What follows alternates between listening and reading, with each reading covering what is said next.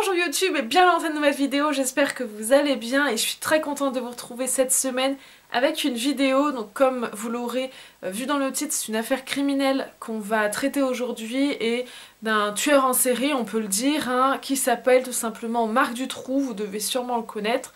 C'est donc en Belgique qu'on va partir aujourd'hui dans cette nouvelle vidéo.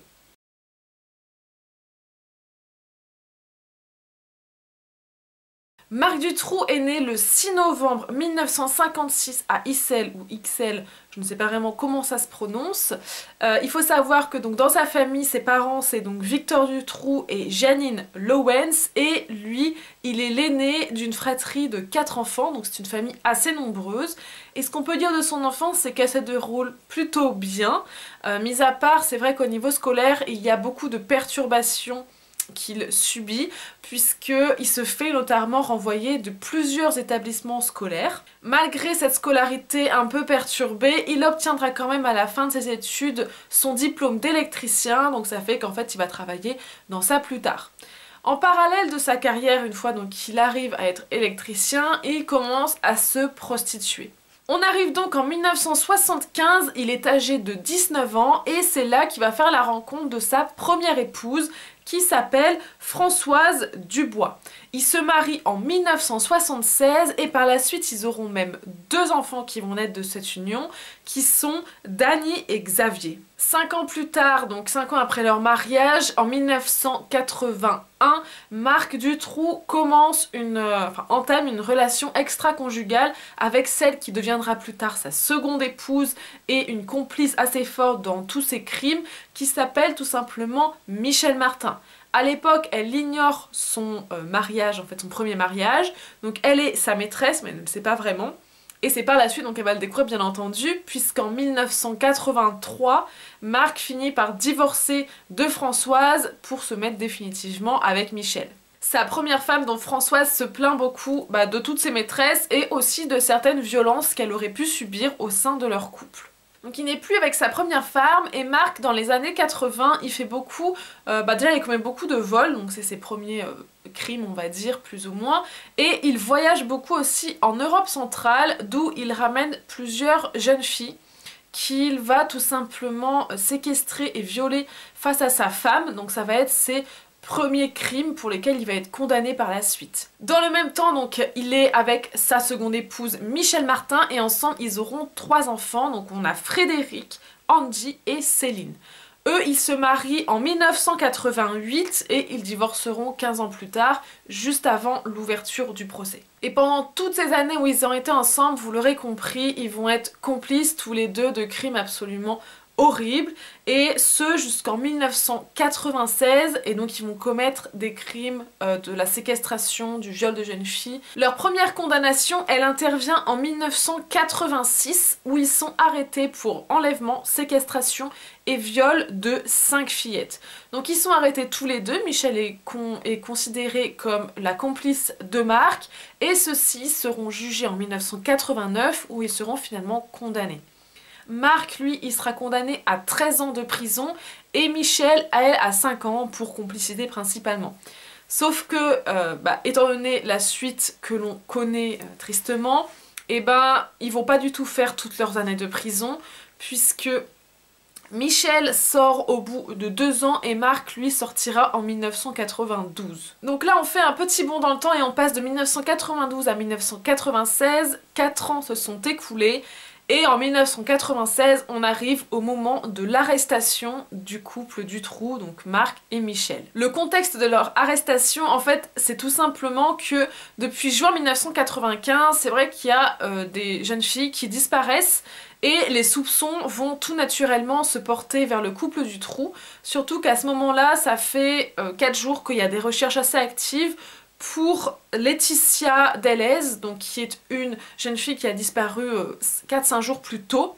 Et à ce moment-là, elle est recherchée activement et les soupçons vont se diriger vers le couple Dutroux qui est réputé puisqu'il a déjà été condamné pour des faits assez choquant puisqu'on parle de séquestration et de viol de jeunes filles, donc ça colle complètement dans le type de victimes qu'ils auraient pu cibler, donc forcément et ben, la police se dirige tout de suite vers eux. En plus de ça, c'est vrai qu'il y a des soupçons qui sont portés vers eux puisque on soupçonne Mark d'aménager des sortes de cachettes dans ses maisons depuis environ 1 an, puisqu'il a plusieurs habitations secondaires, il en a une principale puis il en a d'autres, et donc il est fortement soupçonné de tout ça, et donc ça offre une occasion en fait de vérifier les soupçons qui sont déjà sur lui par rapport à ça, et en même temps d'en savoir plus et d'être certain que ce soit bien lui ou pas. Marc Dutroux est placé en garde à vue et 2 jours plus tard, c'est là qu'il avouera en fait les crimes et qu'il avouera également avoir donc enlevé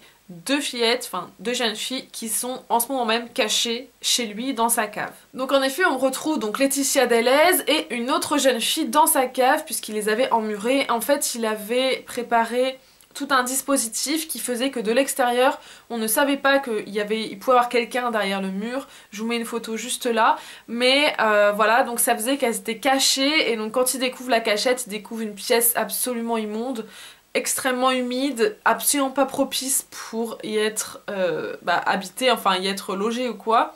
Donc ça fait qu'elle s'est vraiment dénue dans des conditions horribles.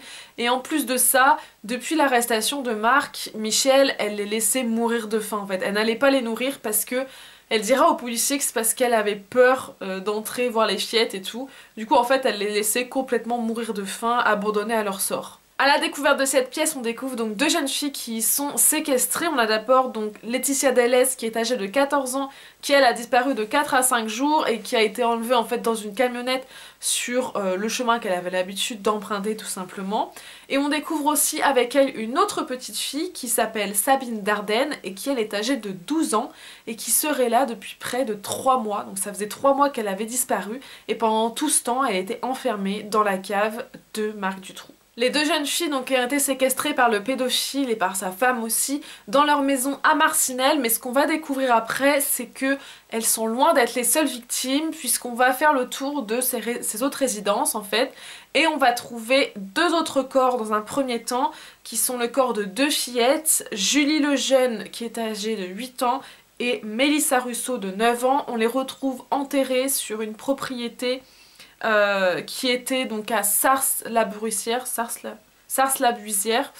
et donc elles étaient enterrées là-bas, elles avaient été enlevées et puis on découvre leur corps donc le 17 août 1996. 2 jours plus tard on découvre encore 2 corps de jeunes filles qui sont ceux de Anne Marshall et Deifié Lambrecht, je sais pas si je prononce bien. Elles sont âgées respectivement de 17 et 19 ans, elles sont d'origine flamande et elles ont malheureusement été victimes du pédophile. Dans cette même résidence, ils retrouveront aussi un autre corps d'un homme cette fois-ci qui s'appelle Bernard Weinstein.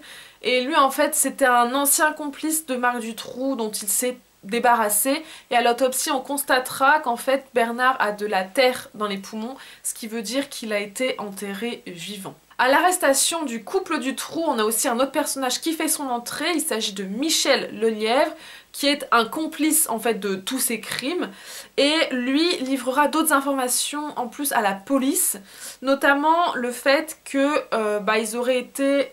il leur aurait été commandé d'enlever ces deux jeunes filles qui ont été retrouvées là, Laetitia et Sabine, par un certain Jean-Michel Nioul, qui est un agent immobilier et aussi un habitué de soirées sexuelles, d'orgies sexuelles. Lelièvre finira par se rétracter et par dire en fait qu'en fait c'était faux suite à des menaces qu'il reçoit, mais il y a une autre personne qui va encore entrer en jeu et qui elle va donner beaucoup plus d'informations qui vont clairement incriminer Jean-Michel Nioul, et cette personne c'est tout simplement Regina Louf qui va elle le mettre fortement en cause. Regina Louf elle va intervenir puisqu'elle va dire que quand elle avait 12 ans elle a été donnée, enfin louée ou je ne sais quoi, à un homme par ses parents qui l'a donnée à cet homme, et cet homme l'emmenait dans des soirées où il y avait Jean-Michel Nioul. Elle dit qu'elle le reconnaît et elle va même inclure plein d'autres grosses personnalités,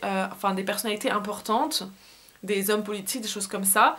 Et elle va les inclure dans tout ce bazar, et en fait pendant ces soirées elle devenait objet, donc c'était une enfant, donc c'était des soirées sexuelles où elle était à la merci de tous ces hommes. Elle attestera donc de la présence de Jean-Michel Nihoul et de Marc Dutroux à ces soirées en disant que donc Jean-Michel Nihoul participait activement à ces soirées, au contraire de Marc qui lui en fait était là pour ramener toujours plus de filles, de fillettes même, et qui se chargeait donc d'enlever, de séquestrer et ensuite d'amener à ces soirées, et il ramenait aussi de la drogue, donc notamment de la cocaïne, qui ramenait à toutes ces soirées. Donc cette piste en fait qui est soulevée par Regina Louf, c'est une piste clairement d'un énorme réseau pédophile parmi les plus puissants du pays, donc forcément c'est extrêmement important.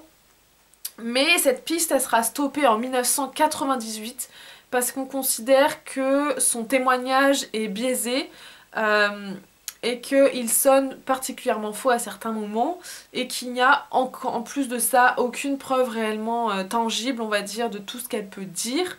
Puis on découvre aussi par la suite qu'elle a un trouble psychologique qui est le trouble de la personnalité multiple qu'elle aurait eu en fait, c'est à cause de tous ces traumatismes d'avoir été abusée sexuellement dans son enfance qui ont fait qu'elle a développé ce trouble. Et donc ça la rend encore moins légitime, on va dire, à en parler et puis à témoigner de ça. Mais les psychiatres qui l'ont examinée ont dit que oui, elle avait cette pathologie, mais que en aucun cas ça ne faisait d'elle une mythomane. Donc Marc Dutroux et sa femme Michèle Martin vont être condamnés pour séquestration, enlèvement, viol sur mineur et meurtre de fillettes et d'adolescentes. Et donc ils sont condamnés, ça pour les faits, sur 6 jeunes filles. Michel Lelièvre quant à lui sera aussi condamné pour complicité tout simplement, il sera condamné à 25 ans de prison. Et Michel Nihoul, donc qui est l'agent immobilier, est reconnu coupable d'association de malfaiteurs impliqués dans un trafic de drogue, de voitures, de documents d'identité ou de trafic d'êtres humains, et il est condamné à 5 ans de prison. Cette affaire en fait elle va faire énormément de bruit en Belgique et la justice belge va être extrêmement critiquée dans toute cette affaire, puisque vous voyez bien que Marc Dutroux et Michèle Martin ont déjà été mis en cause une première fois en 1986 pour des faits, pour exactement les mêmes faits qu'ils ont repris à leur sortie de prison. Ça ne les a absolument pas stoppés, et puis en plus de ça donc ils n'ont absolument pas fait leur peine complète. Marc Dutroux est sorti en 1992, 3 ans seulement après le verdict final, on va dire, qui était de 13 ans de prison. Donc il a fait vraiment pas beaucoup de prison sur le total qu'il devait faire, et ça a fait qu'en fait après il a tout de suite récidivé, alors que peut-être que ces meurtres auraient pu être évités si la justice avait été appliquée bien plus rigoureusement, on va dire. En plus de ça, Marc Dutroux, quand il est transféré pour aller à son procès, il réussit à s'échapper alors qu'il est quand même censé être sous haute surveillance, mais il s'échappe que pendant quelques heures puisqu'il est très vite retrouvé. Mais c'est quand même un fait qui a scandalisé la population, qui s'est dit que finalement il pouvait s'échapper comme ça sous les yeux des autorités et que ça posait aucun problème. Donc ceci étant, son procès débute le 1er mars 2004 à Arlon et le verdict sera rendu le 23 juin, soit environ 4 mois plus tard. Et donc il est condamné à la peine à perpétuité. Sa femme, elle, est condamnée à 30 ans de prison, mais elle n'en fera que 16 sur les 30. Donc il faut savoir d'ailleurs que 1 an avant le procès, donc qui a lieu en 2004, sa femme Michèle Martin a demandé le divorce de Marc Dutroux et elle l'a obtenu bien sûr. Et puis en mai 2011, sa femme est autorisée à être libérée d'abord sous bracelet électronique, ce qui bien sûr va en scandalisant encore plus les Belges, puisque cette femme a quand même participé activement dans les crimes de son mari. Et finalement la voir être autorisée à sortir, ça paraît tout simplement surréaliste et inadmissible. Mais elle sera quand même définitivement libérée le 26 août 2022. Et finalement, elle se retire complètement de la société puisqu'elle est accueillie dans le couvent des Clarisses. Donc elle est plus réellement dans le vrai monde, on va dire. Mais en tout cas, voilà, le fait qu'elle ait été libérée, ça a fait beaucoup de bruit parce qu'elle a quand même aidé dans la séquestration. Et puis elle était présente parfois pendant des viols. Elle a laissé volontairement mourir de faim les 2 fillettes. Enfin bref, ça n'est pas une femme que l'on peut libérer comme ça, puisqu'elle a fait quand même des crimes odieux. et la voir libre, bah ça scandalise absolument tout le monde. Donc Marc Dutroux, lui, il demandera à plusieurs reprises, il me semble que c'est à partir de 2013 qu'il peut demander des libérations, mais à chaque fois elles sont refusées. Il y en a même une récemment encore qui a été refusée. Et il est aujourd'hui âgé de 65 ans et les psychiatres continuent de déclarer qu'il est habité par le crime et qu'il ne peut absolument pas être remis en liberté puisqu'il est toujours considéré comme extrêmement dangereux. Donc l'affaire Dutroux, elle a suscité vraiment énormément de réactions et de critiques, bien entendu, au moment où ça s'est produit, mais elle continue aujourd'hui d'avoir des rebondissements. Donc voilà, il y a quand même énormément de questions qui se cachent derrière sur le pourquoi, sur le comment, et sur aussi est-ce qu'il n'y aurait pas derrière un énorme réseau pédophile avec des personnes super puissantes qui engageraient des personnes comme Marc Dutroux, donc qui sont déjà pédophiles et qui ont déjà des attirances assez déviantes, pour enlever des jeunes filles et donc en fait le faire vivre de ça finalement. Si ce genre de questionnement vous intéresse, je vous redirige vers des documentaires etc. comme celui de Carl Zero qui était super intéressant. C'est la fin de cette vidéo, j'espère qu'elle vous aura plu. N'hésitez pas à aimer la vidéo et à vous abonner, ça me fait vraiment très plaisir si ça vous a plu. Et moi je vous retrouve très bientôt dans une autre vidéo. Voilà, bisous. Allez, yes.